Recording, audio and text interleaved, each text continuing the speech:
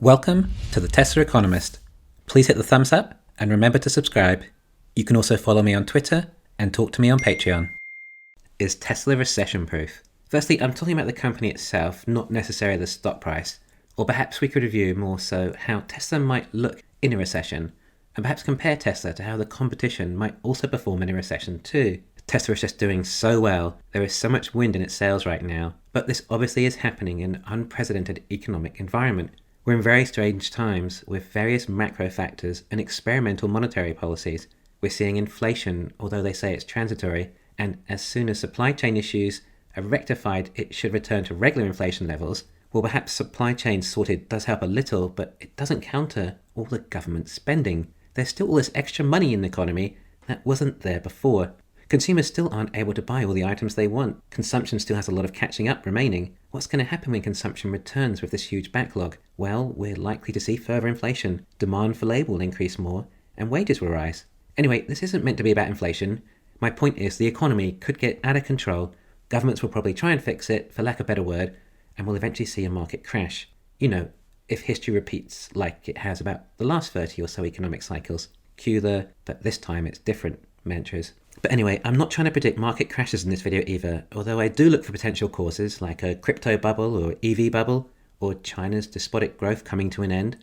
Anyway, chances are one day Tesla will have to operate during a downturn economy. Okay, sure, again, as they navigated through the GFC through Elon's exceptional leadership abilities, but now Tesla is a hugely profitable company with massive cash reserves. Tesla have enough reserves to see them through any economic downturn without the need of any bailout. Can we say the same about the legacy auto companies though?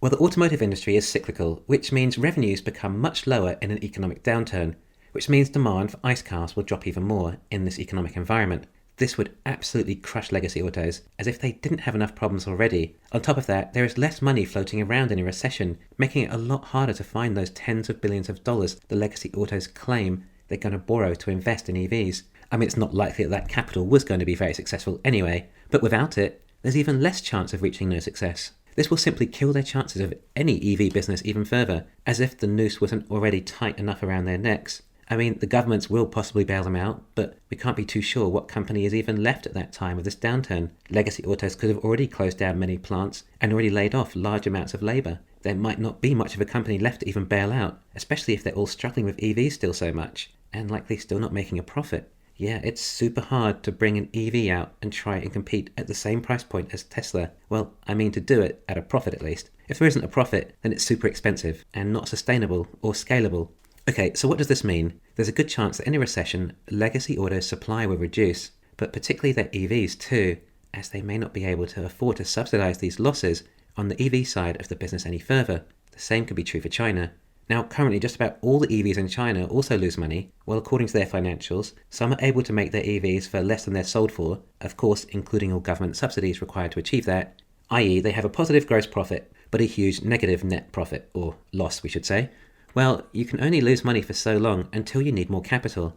In a down market, it becomes harder to raise money. Oh, also, currently I think that China will be the most likely cause of a market crash, which means things won't be great there in any event. These EV companies may have to raise prices, which will reduce demand, and then they'll have worse economies of scale than now. Their only chance is a government bailout. This is how China got through the GFC. They printed the equivalent of $500 billion and spent it locally. But who knows? There may not be enough money to go around this time. We could see hyperinflation or all sorts of things.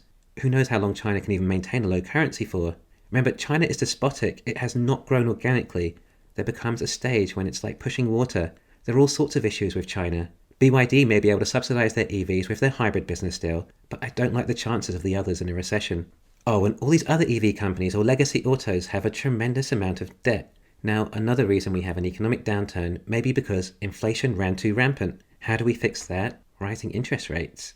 What happens when you've taken on lots of cheap money for growth and that money suddenly becomes more expensive and you didn't have a CFO smart enough to help hedge inflation somewhat by purchasing a large position in Bitcoin? Well, you're in what is known as big trouble. Yep, that's got to be a tough one. Not just for heavily indebted businesses, but governments too. A lot of homeowners are struggling to even afford their mortgage now. What happens when their rates rise and they've lost their jobs? What is government's solution? Are they going to try and print more money, only further adding to inflation? On top of that, after every inflationary period comes a deflationary period. Their houses are now losing value. Okay, anyway, you get the idea. Global currencies may not be able to handle a recession, which is why it's good for everyone to have 1 to 3% of their net worth in Bitcoin. But it's going to be very tough for any businesses with huge debt, and legacy autos have a huge amount of debt. So imagine revenue decreasing while costs rise. This is what the end of an industry looks like. Okay, so it's going to be tough for any competition to even affordably make an EV, let alone sell it too. Therefore, there is the likelihood that there will be less EV competition for Tesla. If there is less supply from competition, then there is more demand for Tesla. Similar to how Aramco can get a barrel of oil out of the ground for $3, whereas the US is closer to $35. If oil crashed to $20 a barrel, Aramco can still get good profits. The rest of the world, not so much. Hence why Aramco has a higher PE ratio. So by that logic, Tesla deserves a higher PE ratio than all the other EV companies in the world if they were at similar stages in growth. Oh, why? Because no one else can make an EV for cheaper than Tesla. In other words, if demand was so bad in the economy, Tesla could temporarily reduce prices to increase sales, while still likely hitting 25 to 30% margins, at least when their in-house batteries are going. I believe Tesla would use this pricing strategy. They're doing the opposite right now, i.e. demand increases, raise prices. So if demand decreases, it would be axiomatic to assume that they reduce prices. But now this is something I really hope, that there will be no market crash before the Model 2 is in volume production, and possibly robotaxis too. There'll be no cheaper version of transport available. In a booming economy, people invest their time into making money. When the tide comes out, people then spend their time on consolidating and cutting costs. There'll be no car with a cheaper cost of ownership than a compact Tesla. Tesla may even help people with financing too. Anyway, I'd call this a recession-proof car, and I also expect it to be about 50% of Tesla's auto sales by quantity. This is why I hope the recession can at least last this long, especially if robotaxis are available too, which means people don't even need to think about outlaying large sums to own a vehicle. Oh right, people are willing to put some time and effort into researching ways of saving money, possibly things like solar and energy too. If someone can save $50 to $100 a month on power, then it's probably worth doing. Yeah, I think the energy business could be fine in a downturn economy as well. But back to cars. Now, say if demand for vehicles dropped half, very unlikely, but it's an easy number, and shows my point even stronger. Let's just use some easy numbers and say it's for the US, and say demand goes from 20 million cars a year to 10 million cars a year. Does that mean Tesla's sales will drop 50%? Well, demand for EVs is increasing at a really fast level. Tesla already have a huge backlog, so if the aggregate demand for vehicles was to drop in half, and even if that was EVs too, well, we aren't making enough EVs close to covering demand currently. So it might just mean the waiting list for Teslas reduce, even in a down economy. And don't forget how well Apple did through the Great Recession. Yeah, somehow I think Tesla will survive anything the market can throw at it, and it will end up coming out the other side with fewer competitors, which may not be the best for the global EV transition. Thanks for listening.